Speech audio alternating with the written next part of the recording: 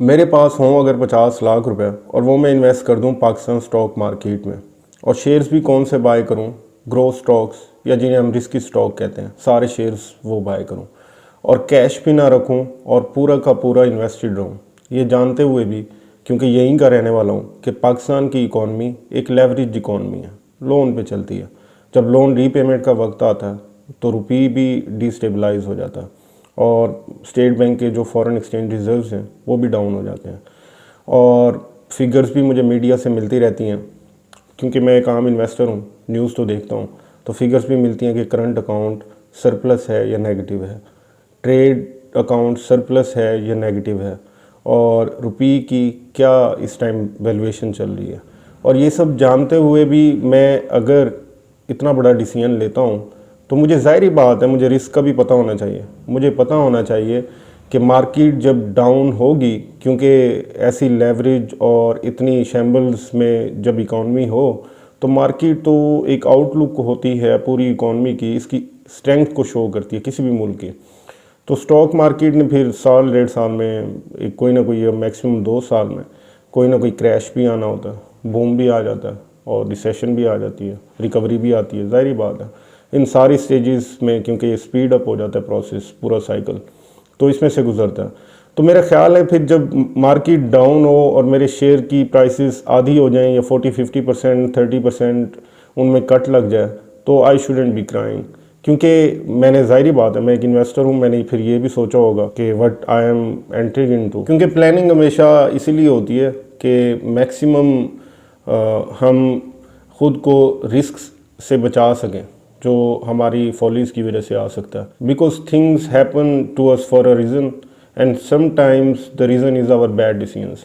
तो अगर आप विदाउट प्लानिंग स्टॉक मार्केट में इन्वेस्ट कर रहे हैं या इन्वेस्ट करने का सोच रहे हैं कि इधर से सुना उधर से सुना और इन्वेस्ट कर लिया, फ़लाँ शेयर ऊपर जा रहा है चलो इसमें इन्वेस्ट कर लो, फ़लाँ शेयर ऊपर जा रहा है, तो फिर you should be ready to face the music. और प्लानिंग जब आप करते हैं तो पहली चीज़ यही आती है कि पाकिस्तान स्टॉक मार्केट में कर रहे हैं, तो मतलब हिस्ट्री क्या कहती है इसकी? हिस्ट्री यही कहती है कि इसमें क्राइसिस बड़े फ्रीक्वेंट हैं और उसके मुताबिक फिर आपको चलना है और साथ साथ अपना टेम्परामेंट भी देखना है कि मेरा टेम्परामेंट कैसा है। अगर मेरा टेम्परामेंट है कि मैं बिल्कुल भी रिस्क बर्दाश्त नहीं करता, लॉस बर्दाश्त नहीं करता, तो फिर मेरे लिए एंग्रो कॉर्प, एफएफसी, ईफर्ड ये शेयर ठीक है। और जस्ट लाइक रेंटल इनकम, और मैं डिविडेंड्स पे गुजारा कर लूँगा, क्योंकि ये फिर ज़्यादा डाउन भी नहीं होते क्राइसिस के टाइम पे भी। लेकिन अगर मेरा टेम्परामेंट है, मैं रिस्क बर्दाश्त कर लूँगा, क्योंकि मैंने पास में भी काफ़ी अच्छे फ्रूट्स रीप किए हैं यहाँ से, अभी भी कर रहा हूँ, फ्यूचर में भी करूँगा और रिस्क टेकर हूँ, तो फिर तो मेरे ख्याल से इससे अच्छा बिजनेस ही कोई नहीं। विदाउट प्लानिंग तो हमारा कोई भी वेंचर नॉर्मल लाइफ में भी सक्सेसफुल नहीं होता।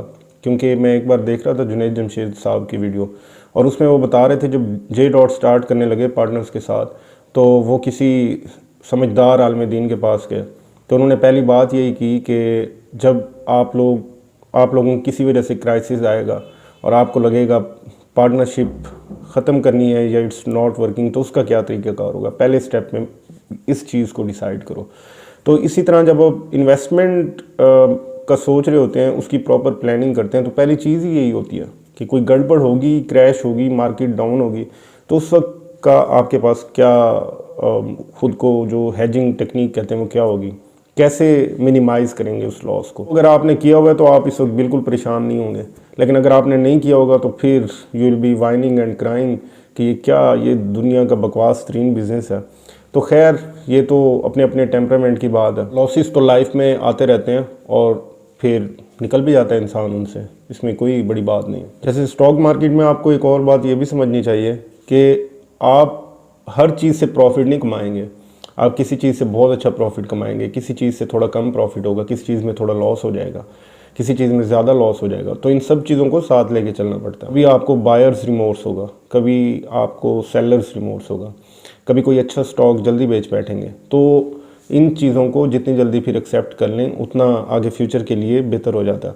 जैसे वारन बुफे का आ रहा था कि उसने पिछले चंद माह में एप्पल के स्टॉक, क्योंकि उसने रिटेन किया हुआ था, तो उससे तकरीबन 30-40 बिलियन डॉलर्स उसकी वेल्थ में इजाफा हुआ है।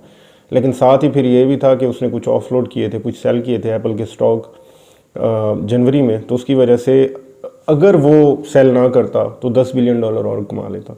तो यहाँ पाकिस्तान स्टॉक मार्केट का कोई नया इन्वेस्टर होता वो तो फिर सदमे से ही मर जाता कि मैंने वो बेचा क्यों था, उसे तो इतनी सेलर्स रिमोर्स होनी थी। अभी मार्केट में क्रैश आया, मार्केट डाउन है, तो जो लोग समझते हैं, सीखने वाले हैं, उन्हें ये भी पता है, समझदार हैं कि वापस ऊपर भी आ जानी है मार्केट, ऐसे कुछ हालात बनेंगे इन वीक्स एंड मंथ और मंथ्स में भी।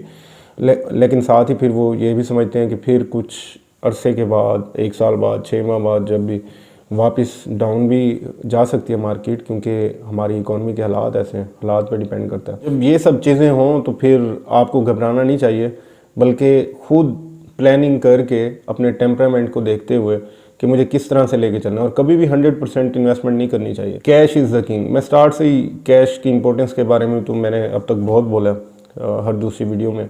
तो खैर, अपना टेम्परामेंट देखें। अगर आपको लगता है कि you are risk averse, you are not a risk taker, तो फिर कभी भी अपनी सारी इन्वेस्टमेंट को ग्रोथ और रिस्की स्टॉक्स में ना डालें, और बल्कि फिर तो आपका वो बनता ही मोस्टली पोर्टफोलियो है वो डिविडेंड स्टॉक्स का, और कुछ फिर कैश रख सकते हैं कि अगर क्रैश आया और वही डिविडेंड स्टॉक्स थोड़ी कम कीमत पे मिल गया। लेकिन रिस्क अवर्स हैं तो जाहिर बात है फिर तो पोर्टफोलियो बनाएंगे आप अपना, उसमें रिस्की भी होंगे कुछ हद तक, डिविडेंड पेइंग भी होंगे, पैनी भी होंगे, और कैश तो लाजमी होगा।